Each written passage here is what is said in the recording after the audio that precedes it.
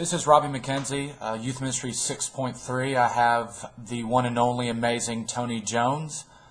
Tony has agreed to talk to me a little bit about his book, a little bit about the emerging church, as he is the emerging church guru, and also a former youth minister. And so I appreciate you, Tony, and I've learned a lot from your book and from your blog, a prolific blogger, BeliefNet, I believe, and looking forward to talking with you. I'm always curious what leads people to their book. You wrote a number of books before your book, The New Christians, and so what led you to write this book, The New Christians? Well, I had written a bunch of books about youth ministry and then about like prayer and spirituality and stuff, and we were in a moment. We were approaching kind of 10 years at the emerging church movement, and there were a lot of people writing attack books, like what was wrong with the emergent movement, and I just felt like within the movement, I was probably uniquely poised to be able to write an apology, basically, an insider's view, like in the classic sense of the term apologia, a defense of the emergent movement. Yep. So that's what led to me writing The New Christians, yeah. Awesome. For people who don't know what we're talking about, and there's probably not many, but some may, I had a lady in my church ask me, Robbie, what is the emerging church? And I was like, well, do you want to sit down for a few hours? Right. And so and I know it's hard to sum it up, but just for people who may not know, what do you mean by emerging? What do you mean by the emerging church? And what do those terms mean?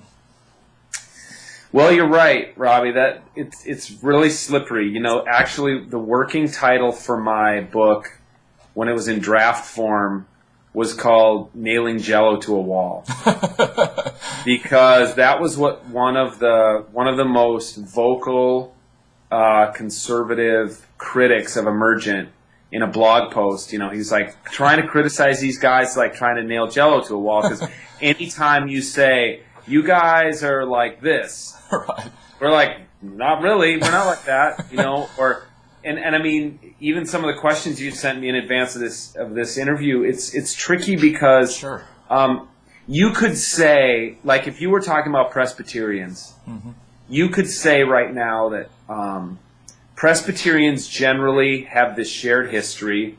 Presbyterians right now are at kind of a crisis point, and they have to, in fact, in the next couple of weeks here in my hometown, the PCUSA, some like big, more conservative churches are getting together to decide, should we stay in the PCUSA or should we go start our own denomination?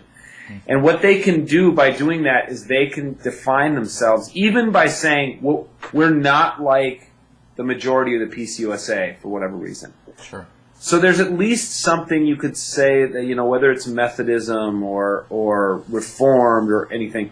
The tricky part about the emergent movement is that if you were to say something like, well, what do emergents think about this? Mm-hmm. It's so different than asking the questions, well, what do Presbyterians think about that? Because then somebody could say, well, most Presbyterians seem to be cool with gay ordination, but about 25% of them aren't, or whatever. Right. And in the emergent movement, it's like you knew it in your gut when that woman asked you the question. It's really hard to answer. Like, yeah. An emergent has always been primarily about relationships, which can sound really kind of touchy-feely and everything. But it really is it's less about like what you believe or what it is. There is kind of a shared history. I just wrote an article for Immerse that's going to be in the November article that I think your podcast viewers will be interested in. And it basically says that a lot of what I call in the emergent movement relational ecclesiology, mm-hmm. that was birthed because most of us had been youth pastors. Right. Where, we had been involved in relational youth ministry, where it was really about getting people together, and it wasn't so much about what's your doctrine. It wasn't, it was about developing relationships and allowing Christ to be present in those relationships. There's a lot of Andy Root's been writing about this kind of stuff. And so one way to understand the emergent movement is to say it really is a group of us who grew up in the 80s and 90s in relational youth ministries saying, we want the whole church to be like that. Right. So whether it's putting couches in instead of, like one of the things I wrote in the article was, if you were a youth pastor right now and your church came to you and said, hey, we're going to build a new youth room. We're going to add on to the church. We're going to build a new youth room. Do you want pews or would you like to put couches in there? Right. Like, be a no-brainer, right? Absolutely. Of course you would put pews in straight rows in a youth room. So those of us who are starting churches now are thinking, well, it just doesn't even make sense to put pews in. Like it would never even occur to us to put pews in. So that's one way to look at it, especially on a youth ministry podcast, to talk about it. It really is the logical consequence of 20 or 30 years after youth specialties, young life, youth for Christ, all were developing relational youth ministry. Sweet, sweet. Of all your dispatches that you have in your book, The New Christians, and if those of you have not read the book, he has different dispatches. That's kind of the subtitle, I believe, is dispatches. Is it on from the new frontier? The emergent frontier, yeah. Yeah, and so of all your dispatches, and this is Jeez. probably a difficult one, which one would you say that you wish the evangelical world would pay attention to the most? Yeah, I guess that I wish the evangelical world would pay attention to would be, and again, I bet this is resonant with a lot of youth workers, is that emergents are comfortable with paradox. Okay. And, I both grew up in a youth ministry and I ran a youth ministry that was based a lot on questions. Like, it was a place where kids could ask questions and we didn't come with the answers. I would end my talk and then kids would go off in a small group and my talk would end with a question and the kids would go off into their small groups to talk about the question. It was really about come to your own conclusions, be a part of a dialogue. Like, that's how you're going to own your faith. Yep. And while there are small groups in a lot of big evangelical churches, it doesn't seem to me that the posture of a lot of preachers in evangelicalism is one of, this is about a journey, this is about me asking questions and provoking you to think and for you to come to your own theological conclusions. And when you allow people to do that, I think a lot of people end up living with paradox and being okay with paradox. Like, well, I can't really explain the Trinity, but I embrace the Trinity. It's a doctrine I love, it's beautiful, and I'm going to embrace it in spite of the fact that I don't really understand it or comprehend it. So that would be one that the churches that emergents are forming are really, again, like youth ministry, really comfortable with paradox. That's awesome. One of my, that was one of my favorite dispatches. But another one was your sort of, you said the emerging generation. There's no separation from theology and praxis. You didn't word it that way, but that's kind of what I got. And so why is that so important to the emerging generation, to emerging churches where there's this synthesis of theology and praxis? Well, one of the things I do in the book is I took off an anonymous website, I took a statement of faith from an evangelical church.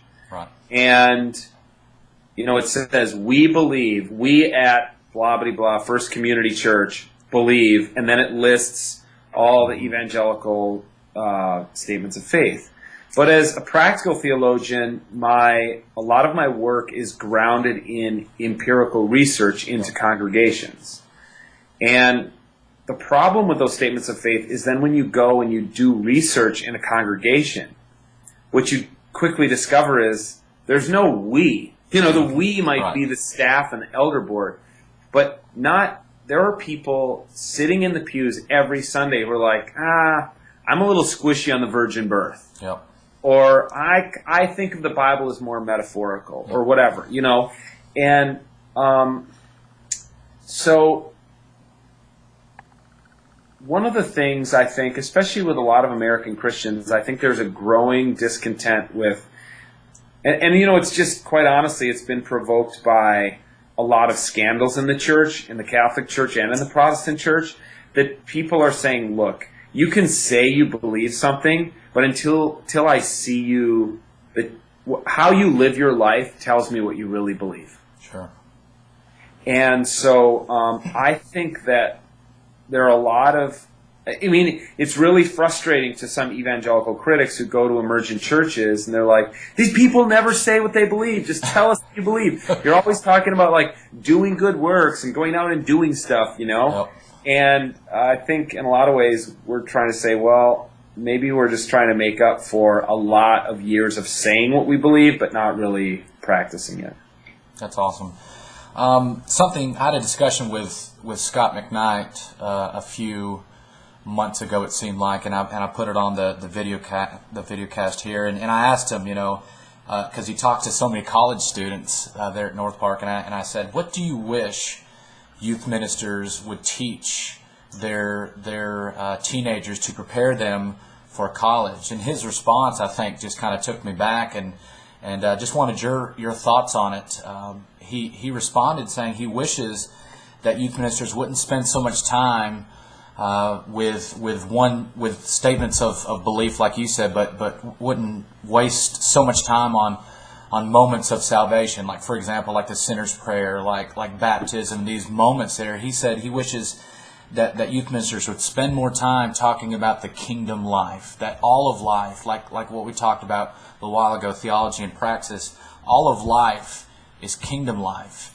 And so what's kind of the emerging sort of thought process on that? And he said he's like, I'm not against eternal security, but he said he just wishes that we wouldn't focus so much on personal salvation. And I know emerging generations love the idea of community. And so how does that play into salvation? And I know it's a multifaceted question, but what are your thoughts on personal salvation, kingdom life, and the role of community and all that?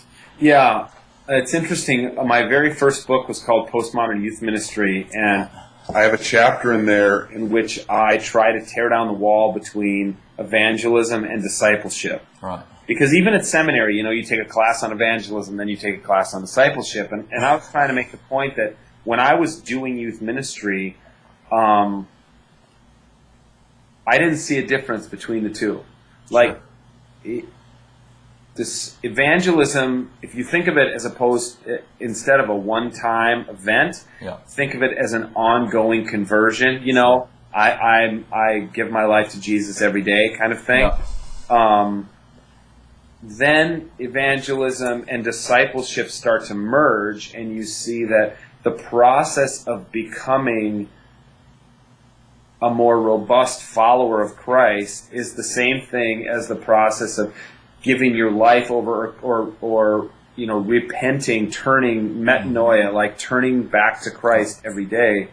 That both of those are ongoing processes, and really they're probably just one process. Right. So yeah, I completely agree with Scott. In the emergent church, as I see it,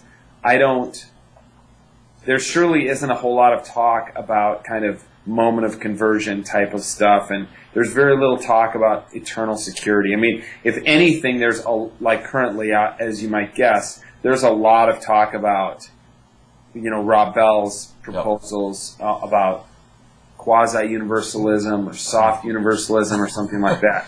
So people are talking about that. I don't think in most corners of the emergent church you would hear the phrase eternal security or something like that. Sure. Something else that I come across, and you've blogged about it, and even put a couple of videos about it on your YouTube page. We talk about homosexuality and the lesbian, gay, bisexual, transgender community. What do you wish, without getting too much into it, what do you wish that youth ministers, as your background is in youth ministry, what do you wish we would teach about homosexuality? I believe you had one video that talked about the 6 verses, correct? Yeah. The 6 verses. What do you wish we would teach our youth groups or youth ministries or our students about the lesbian, gay, bisexual, transgender community? Well, I'd say two things. That even the most conservative evangelical youth workers could teach. One is that those 6 clobber verses is what they're called, Right. One is that there are something like 3,500 verses in the Bible that deal with poverty and taking care of poor people and making sure that the church or the nation of Israel, then translating it to the church, is always looking out for the people who are down in their luck. Absolutely. 3,500 verses, and there are 6 verses that deal with people of the same gender having sexual relationships with one another. Right. Or sexual relations, not even relationships. So first of all, just put it in context and explain to students that the Bible does address this, but it's a minority report. It's like it's such a minor concern of the Bible. There's so many things that are bigger concerns of the Bible. So just understand its place relative to the other stuff that's in Scripture. And the other thing is that I would hope that even the most conservative youth worker would agree with, and that's that, like, who would Jesus be hanging out with if he were around today? Right. What Jesus did, especially like when he performed the miracles, the healing miracles, is he was performing the healing miracles on people who had been marginalized by the church of the day, which was temple worship. Right. Like if you're a woman with a hemorrhage, a nonstop menstruation, or if you were a man with leprosy, or if you were somebody who was crippled, or Syrophoenician. if you're a demoniac chained up out in the cemetery. The main problem with you was that you were unclean and you didn't get to worship in the temple. Like it wasn't that you're unemployed. It wasn't that, it was mainly that something's wrong with you. Like, why is this man blind? Did he sin or did his parents sin? Like that was the thinking of the day. And so Jesus is healing these people and bringing them back into like temple worship of the day. That's who he reached out to. And I think you could argue that pretty easily that it doesn't matter. I mean, today we wouldn't exclude a kid with Down syndrome from our youth group, right? Sure. Or a kid who has braces on his legs, or a kid who's got a disease like cancer, for that matter, leprosy. Right. Today, I think you could make the argument that that's who Jesus would be reaching. He would look around and he'd say, who's most marginalized by the religious institution?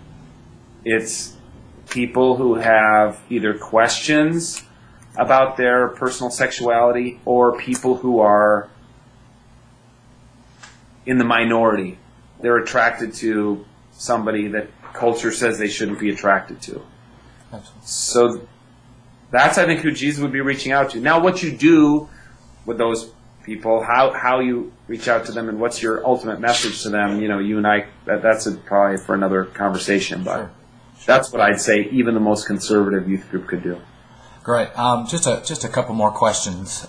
One, and this is something I didn't send you, but just in thinking, I hope it's okay if I ask. Totally. But we, something that frustrates you, something that frustrates me is the lack of dialogue that goes on between, even, like you said, even the most conservative evangelicals and then what, the perceived left, whatever those categories are, right? I mean, what is left, what is right, and so whatever those categories are, how important is dialogue? And when I mean by dialogue, productive dialogue, not the dialogue where we bash people on blogs and bash people, you know what I mean? And how important is dialogue for any conversation between evangelicism, emergence, or whoever? Yeah. Well, one thing that I would say that I've been pleasantly surprised by in the, what has it been, 7 or 8 years that I've been a blogger, is that the medium of blogging, I think, has really matured. Good. And it's been really great because there used to be a lot of I mean, I would do it too. A lot of people getting into fights in the comment sections on people's blogs and people flaming each other. Remember, Yeah, there was all talk about don't go on flaming people on, and you don't hear that much anymore Right. because I think a lot of people have realized, like, the blogging medium has matured and it's become actually a place of pretty excellent dialogue for the most part. I mean, there's still blogs out there where people write posts ripping on me every day and Right. things of that nature, but you see a lot more theology professors blogging these days, which leads to some very thoughtful, thought-provoking conversation. So I really think that, there was a time before the Great Schism that the church called together councils and they made decisions on theological issues because they could call all the bishops together and they would meet for a couple months and they would wrestle over the nature of Christ before they finally came out in 451 at the Council of Chalcedon with their kind of this is how the church understands. Now there were minority opinions, they debated, but ultimately, they took a big vote and that's what happened. And while that couldn't happen today, I actually am hopeful that electronic media is going to allow for a new theological consensus to form. One of two things is going to happen. Either it's going to continue to pull apart till there's so many fragmentary opinions about everything, it just breaks apart, and all Christianity is just a billion little fragmentary pieces with no center of gravity. Right. Or technology is going to allow us to start to gather a new consensus around theological ideas. I hope it's the latter. Yep. Last question. What do you think, and I don't know, because, like you said, emerging is such a multifaceted thing. What do you think the state, if there is such a thing, the state of the emerging church is right now, or where do you see the emerging church going in the next few years? I think that emerging church right now is like David Hasselhoff in the 1990s. Everybody forgot about him except he was really big in Germany. Right. And then suddenly he's back. He's Mr. Right. Pop culture icon in the last 5 years, from the drunken hamburger episode to being a judge on reality shows. And I think that I don't know what the future holds. The future holds one of two things. Either the emergent church was a transitional moment in the history of the church between what was at the end of the 20th century and what's yet to be birthed, and we've just been one of several transitional groups that's trying to kind of move it forward, or the emerging church has enough good ideas and plants enough churches that it becomes kind of one of the players in the future of American Christianity. I honestly don't know exactly. And I don't really have a vested interest one way or the other. I think the church is going to move in new directions. I think the emerging church will be a part of that, either as a transitional moment or as one of the players in that future. That's awesome. Thank you so much. Hang on a little bit, Tony. This is Tony Jones on Youth Ministry 6.3. Tony, thank you so much for joining in on the conversation. Thanks, Robbie.